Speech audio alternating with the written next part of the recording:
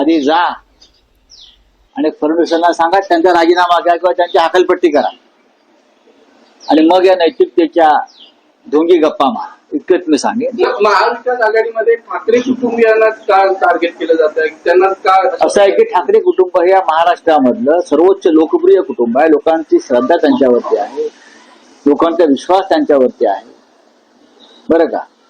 आणि ठाकरे कुटुंबाच्या बाबतीमध्ये अशा प्रकारच्या भूमिका घेणं म्हणजे तळपत्या सूर्यावर थुंकण्यासारखं आहे. हे माहित आहे, काही फरक पडत नाही याच्यातून. तुमचेच मुखवटे गळून पडतात. मी सांगितलं ना, तुमच्या मंत्रिमंडळात 2 मंत्री असे आहेत ज्यांच्यावर अत्यंत गंभीर स्वरूपाचे महिला अत्याचाराचे आरोप आहेत. महिलांनी आत्महत्या केल्या आणि रिपीट.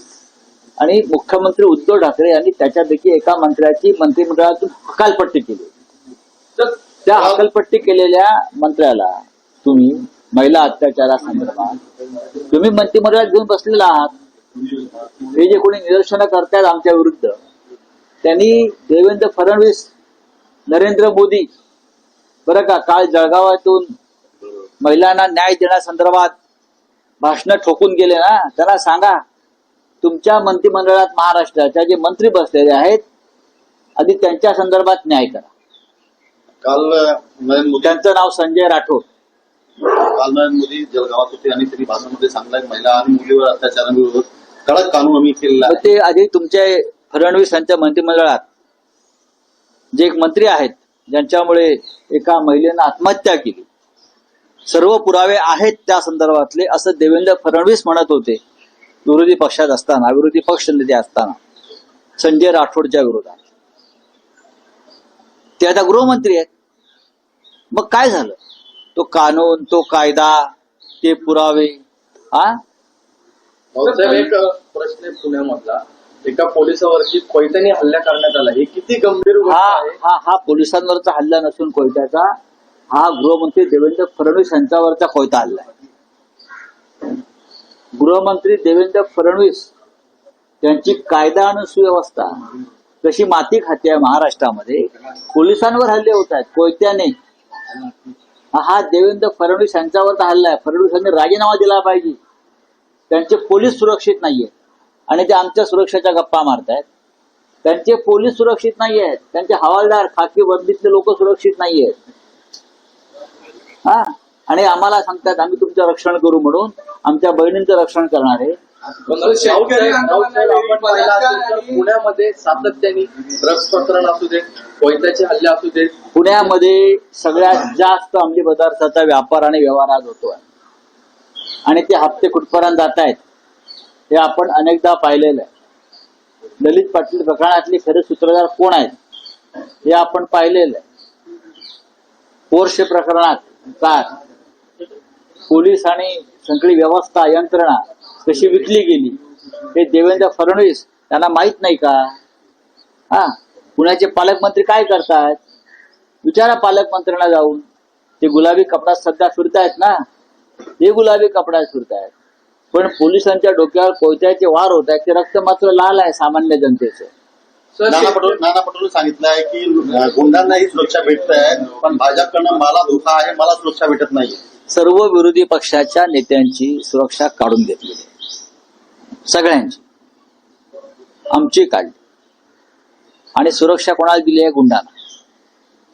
जे पक्ष सोडतील तो कोणी असू दे, गल्लीतला पुढारी, त्याला 4-4 गनमॅन घेऊन ते देत आहेत.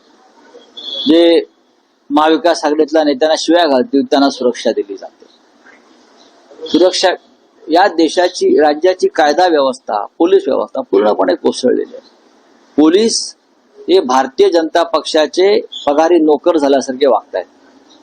आणि देवेंद्र फडणवीस यांच्या गृह खात्याच्या काळामध्ये आमच्या पोलीस खात्याचं पूर्ण अधपतन झालेलं आहे. भ्रष्टाचार प्रचंड बोकाळलेला आहे. पैशाशिवाय बदल्या आणि बढत्या होत नाहीत या खात्यामध्ये. इतकी दुरावस्था या खात्याची कधीच झाली नव्हती. बलात्कार आणि हत्या घडल्या असं वक्तव्य करणाऱ्यांना केलं आहे. असं पण म्हणतायत की बरं आलं केंद्र सरकारने कृषी कायदे मागे घेतले. बघा, कंगना राणावतला तुम्ही फार गांभीर्याने घेऊ नका.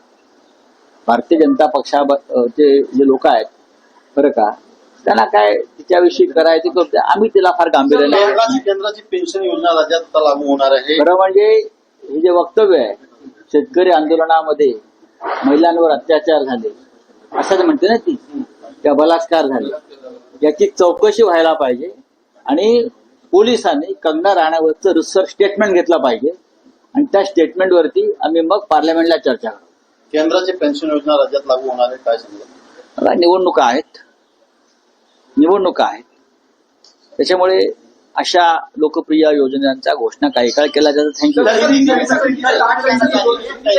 सर, लाडकी दीदी सम्मेलन हुआ कल, प्रधानमंत्री ने कहा महिलाओं के जो खिलाफ क्राइम हो रहा है उसके हमने कानून बनाया, सख्त कानून है, मौत की सजा दी जाएगी, कैद दिया जाएगा, क्या कहना? प्रधानमंत्री जी कल महाराष्ट्र में लखपति दीदी, हमारे बहनों को लखपति बनाने के लिए यहाँ उनकी सरकार है, वो 1500 रुपया दे रही है और वहां मोदी जी लखपति बनाने की बात करते। एक बार साथ में बैठो मुख्यमंत्री के साथ और क्या निर्णय है, 1500 रुपये में आपको वोट खरीदना है या लखपति बनाना है, ये हमको क्या सुरक्षा देंगे महाराष्ट्र? उनके सरकार में महाराष्ट्र के ऐसे मंत्री बैठे हैं जिनके ऊपर महिला अत्याचार के ऐसे आरोप है और उनकी वजह से महिलाओं ने आत्महत्या की है और देवेंद्र फडणवीस गला फाड़ कर बोल रहे थे जब लीडर ऑफ अपोजिशन थे कि संजय राठौड़ के खिलाफ मेरे पास पूरे सबूत है, एविडेंस है। हाँ, सत्ता आहे. आप भी गृह मंत्री बन गए तो कहाँ गए आपके एविडेंस? जिस व्यक्ति को महिला अत्याचार करने के लिए मुख्यमंत्री उद्धव ठाकरे जी ने अपने मंत्रिमंडल से बर्खास्त किया था, उस मंत्री को देवेंद्र फडणवीस अपने साथ बिठाकर, अपने गोद में बिठाकर फिर एक बार मंत्री बना दिया।